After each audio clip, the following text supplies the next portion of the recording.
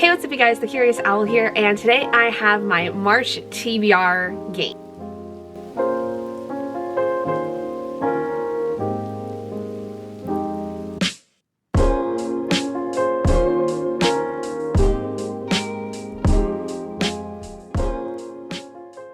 February actually went fairly well in terms of my overall TBR, for the most part, at least for my TBR game. Talk about the other stuff I had planned for February, but I did manage to get some good books read over the course of the month, and without further ado, let's go ahead and get into the epilogue for February's game and then jump right into March's. Okay, so before we get started with the game, let's go over the recap from last month. So I had 4 of the 5 books I had rolled for Roll for TBR that I completed or have at least started in the month.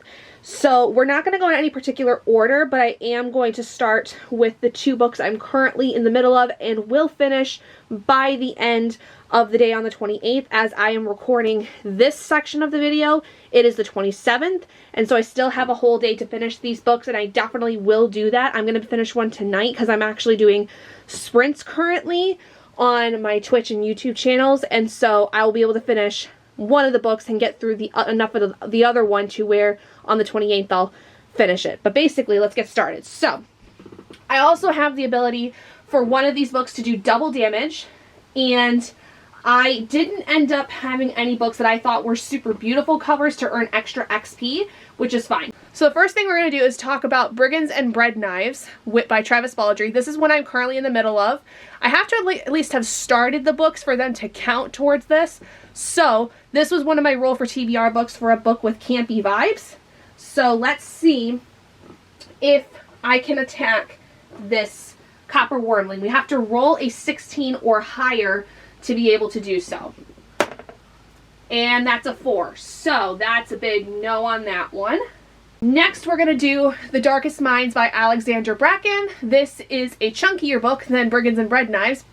And I'm also in the middle of this. This is the one I'm going to finish at the night that I'm filming this. So this will count. And let's see if we can get a higher than a 16. An 11. So that's a big no on that one as well. The Darkest Minds was also for a book with a creepy premise. Next, I have The Gifts of Imperfection by Brene Brown. This was for a book that teaches you something. This is a smaller one, so if I can get this one, I'll do the double damage on it, but we'll see. Okay, that is a 17, so that does hit. So what I'm going to do is I'm going to roll for damage, which there's a certain dice depending on the length of the book that you read, and we'll double the amount of damage we get from that roll. So The Gifts of Imperfection is about 126 pages of actual content. So within my chart, that is a D4 worth of damage, which we will double because of my Barbarian. So I've got my little D4 right here. We're going to roll, and that is a 2. So if I could make sure that this focuses correctly, and I'm doing this backwards. So that's a 2. And so we'll double that to 4 for 4 points of damage. Each of these boxes is worth 5 points. 4 points would fill up this box for 5, and then we do a little sliver for 6.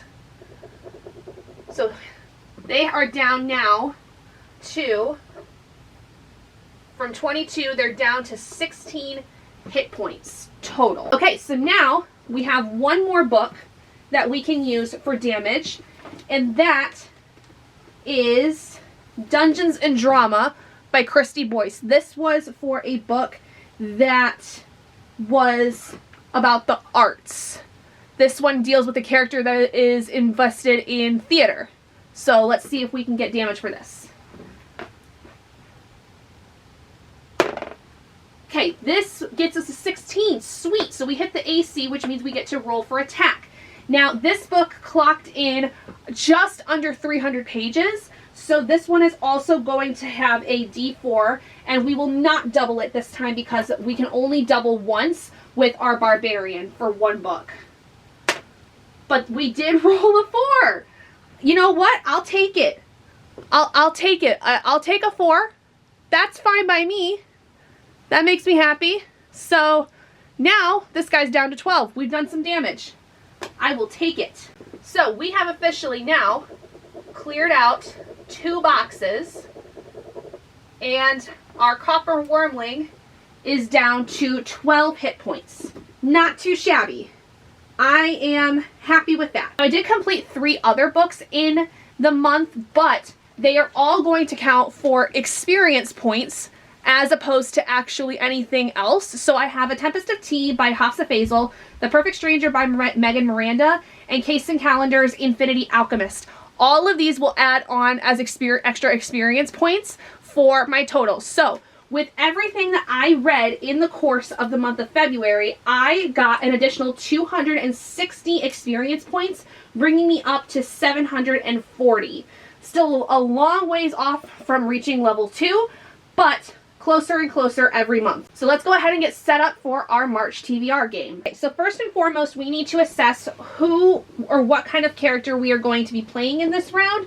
So we determine that by determining our class and our race of our character by rolling a d6 for both, and basically that will determine what abilities we will have, what specialties we will have over the course of this. So let's go ahead and first roll for our class of our character, and we rolled a 2, so we picked the second card from the deck, which is a rogue. Cool. I am a big fan of rogues, so this is good for me. This one, the special skill is sneak attack. So for this, what we get is an additional damage, additional d6 of damage for each book that lands a hit on our monster. So whatever hits will deal an additional d6 of damage on top of whatever damage it would normally get for the size of the book, etc., etc. So this will only apply to books that are completed and that also then have an attack that hits the copper wormling or whatever monster it is that we get to in this time. Now let's see what we're going to be. We're going to be number 4. So we pick the 4th card. So 1, 2, 3, 4. A rogue elf. So we were an elf the last time, but we were an elf barbarian. The elf has the special skill of Grace and Beauty, which basically means if I have a book that has a beautiful cover, I can use it to earn 100 experience points on top of however many experience points it would already get for having read it in the month. So not too bad. I kind of wish this was, again, like the Barbarian, where I could use it for damage, but I'll take what I can get. Experience points is always good as well. The modifiers that I have currently, essentially what we've got is I have 11 hit point maximum. So what I'll do is I'll roll a d8, and that will help me with determining what my total count is, because I basically just have to add on a 3 to whatever I end up rolling. That's a solid 1. Great. I have 4 hit points this round. Again. God damn it. This is going to be rough. This is going to be a rough one, isn't it? Oh boy. Okay. Alright. Fine, I guess. Alright, so as far as my stats though, I have my strength is at a 14 with a +2 modifier, dexterity at a 13 with a +1 modifier, constitution with a 16 at a +3 modifier, intelligence 13 with a +1, wisdom 11 with a 0 modifier, and charisma 13 with a +1. So everything is pretty stacked. We're pretty set up for this, which is great. To start off our adventure, here we go. 16. Alright, let's see. 1, 2, 3, 4, 5, 6, 7, 8, 9, 10, 11, 12, 13, 14, 15, 16. So 16 is a white, which is a constitution save, or constitution card, I mean. Let's see what we get. Alright, it says, an alchemist's experimental healing draught begins to bubble violently after you drink it. So I have to roll a 6 or higher, and I will get 10 plus hit points, which would be really good. Or I die immediately and I get no save throw. And for this I have to read a book that is intimidating to me. This ought to be interesting. Let's see how we do. Alright, and Constitution I have a +3 on top of, so whatever I roll, as long as it's a 3 or higher, we should be good. 16 plus 3 is a 19. I will take it. So that means we get 10 extra hit points. 10 extra hit points, which means we've come up to a 14. Oh, I am so happy about that. Thank you so much, creepy wizard or alchemist, whatever you are. Maybe you're a wizard. I don't know. Keep going. I'm liking how this is shaping up. All right, that's another 16. So let's see. 1, 2, 3, 4, 5, 6, 7, 8, 9, 10, 11, 12, 13, 14, 15, 16. Ooh, some gold. I'll take it. Oh, least amount I could possibly get, but I'm not gonna look gift horse in the mouth, as they say. If I could get this to focus, that'd be great, but it is 3 gold. Found some pocket change. I'll take it. All right, let's see what we get next. Ooh, nat 20. Okay, let's see what that is. 1, 2, 3, 4, 5, 6, 7, 8, 9, 10, 11, 12, 13, 14, 15, 16, 17, 18, 19, 20. Okay, green is nature and medicine, which is in the wisdom category. All right, so this one says, a herd of normally peaceful beasts stampedes through the forest. I have to roll a 7 or higher to avoid an enemy attack or the enemy attacks. And I have to read a book with a monster or animal in the cover or title. All right, so 7 or higher, and this is wisdom. So my wisdom is 0 modifier, so I just need to get a straight 7 or higher. Let's see what we can do. Oh, nat 1. Oh, I hate that, I hate that. Okay, so I have to figure out what my armor class is. My armor class is 10 plus my dexterity, so that's an 11, and I have no armor at all. So they have to roll, when this roll goes, it has to be an 11 or higher in order for it to hit me. So let's see if we can get anything below an 11. Are you kidding me? A nat freaking 20? What the hell is going on with my game? Why? Alright, I guess what we're going to have to do is we have to roll for the type of attack that the copper wormling does. There's 4 different ones, and see what we get. 3, which is, I believe, the acid breath. So I have to roll a dexterity save of at least 11 to take half damage of whatever they give me. So let's see if I can take half damage. 3. Nope, I get the full gambit. This is probably going to kill me because I only have 14 hit points. So I have to roll 4d8 for this. So we've got 7, 12. Yep, I'm dead. I don't even have to roll again, but I'm going to. I'm dead. 2 prompts in, and I am donezo. Well, that was quite uneventful. Started off strong. Totally didn't end well. So, alright. Well, I guess if I can't do well in the board game, at least hopefully my little TBR will hopefully get me to closer and closer to killing this thing. So, I don't know. But I guess that's it. Well, game over. That was short and not very sweet. Well, again, for the 2nd month in a row, that certainly could have gone better. So I only got 2 prompts in the entirety of that game, which stinks, but it's fine. It also does mean I have a short TBR, and so it's very achievable. So I guess let's go over the 2 books that I have for March. So the first prompt I ended up getting was a book that is intimidating to me. And this took me a minute because I had to think of a book that not only was maybe a little on the chunkier side, but also was something that I not really felt like I fully understood in terms of the synopsis, and so going into it, I feel like I'm going in pretty blind, which can be sometimes intimidating for me. So for that, I decided to go with The Will of the Many by James Islington. This is a book I've had for a little while, and I've heard like good things about it. I just don't feel like I really know what the synopsis of this is, other than it's got like mystery elements. There is a dark academia almost, not quite dark academia, but an academic setting, which is great for Realmathon, which I will be participating in this month. But there's like a murder mystery that's happening within this. And that's all I really know. And so that kind of makes me feel a little intimidated, also because of how long this is. And I also feel like I'm intimidated by it because of how hyped it is in terms of a book.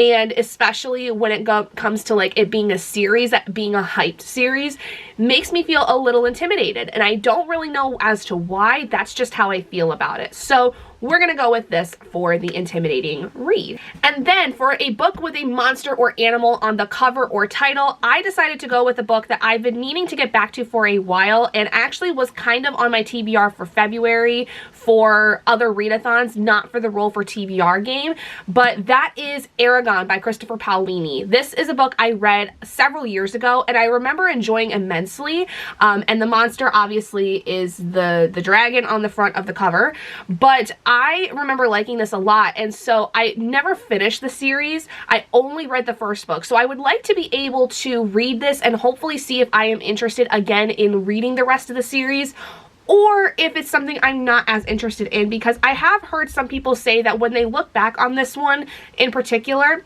it's not as strong. But coming from the perspective of understanding that this was written by a teenager initially, you know, I'm going into it with not necessarily lower expectations, but expectations that I think are appropriate for someone who was a teenager when they wrote this story. So I am still interested in it, especially because I know that I did like it initially when I first read it several years ago. We're just going to see whether or not it kind of holds up to that expectation that I have from the previous time of reading it. And yeah, we're going to go ahead and get started back up with Eragon. Now, I am participating in 2 other readathons. I'm participating in Realmathon, which really any of the books I read can basically be assigned to certain points. So I don't have a TBR set specifically for that, but I am also taking part in Greek Godathon, which is at the end of March, from the 20th to the 29th of March. And I do have some books I plan on reading for that. So I'm going to go ahead and put that into this TBR as well, so that you guys kind of know what I'm going to be reading for that. So you do have the ability to double up on prompts, and so I did take advantage of that in this readathon, because there's only so many days, and I know I'm going to have a little bit of an easier time toward the end of the readathon than I am going to be at the beginning, because that week is the week leading up to my spring break. So I'll probably get through more in the last couple days of the readathon than I will the first. Starting off, the first book I'm going to read is going to be The Will of the Many. I'm going to slate this for later in the month, because I'm going to use it for 2 prompts. I'm going to use it for the Olympus prompt, which is a powerful main character. I believe that the main character is powerful in their own right and what they're able to do and in their abilities to solve this mystery. And I'm also going to use it for the Crete prompt, which is to read a mystery. Next, I will also put Eragon on that list to read later in the month, because I also can use this for 2 prompts. The first of which is the prompt of Athens, which is to read a book over 500 pages. And I will also be using this for the Aegon C prompt, which is to read a book with travel, as there is, I believe, an aspect where the main character and the dragon end up, you know, having to do a lot of traveling, at least is what it says on the synopsis. So that basically helps me with filling that prompt. I do have 2 other books that I do plan on reading for Greek Godathon that will fulfill the other prompts that I have yet to fulfill for that. So let's go over which ones I have. The first one is going to be My Demon Hunter by Aurora Ascher. This is a carryover from actually technically January and February. I just didn't get around to reading it, but I would really like to be able to read this, especially because I think it'll be a fast read in that like last little bit of the readathon when I will have more time to read it. This is going to be for the prompt of Delphi, which is to read a 5-star prediction, because I really enjoyed My Funny Demon Valentine, and I do think I'm going to massively enjoy this one. And I'm willing to bet it could be a 5-star. It very well could be. I don't know for certain, but I liked it enough to where I would be interested to see if it ends up becoming close to a 5-star. And then my last book I have is The Bone Witch, which again is a carryover from January and February that I just didn't get to, but I am really interested in picking this one up, and this is to fulfill the prompt of Tartarus, which is to read a dark book. Now, I took this more as looking at the character who practices dark magic. The main character in this is a necromancer, and so I believe that that kind of helps me fulfill that prompt. Also, the book itself is fairly dark colors, so I thought that that kind of did like a double whammy in a sense. Without further ado, those are the books I definitely have slated for the month of March. There is going to be so many more books I'm going to read because for the first like 3 weeks, I'm not really going to be touching these until Greek Godathon. So I know I'm going to have more books to read. I just definitely have these ones set on my TBR for certain things, especially because we have, like I said, Realmathon going on, so I'm going to be picking books that are hopefully going to help me with catching up on books I wanted to read earlier in the year that will hit certain points for Realmathon, things like that. So let me know what you guys are planning on reading in the month of March. Are you participating in any readathons? Are you doing anything fun in the month of March? Do you have anything spring break wise going on? Because I know there's some teachers out there or other educational people or people that have kids who are in school. Do you guys have spring break at the end of March going into April? And if so, what are you guys going to be doing? Would love to know. But thank you guys so much for joining me in this video. If you guys did enjoy it, please do give it a big thumbs up. And if you haven't already and you'd like to be and would like to see more content like this, go ahead and hit that button down below and subscribe to become an owlet in our flock. And I will see all of you guys in my next video. Bye guys.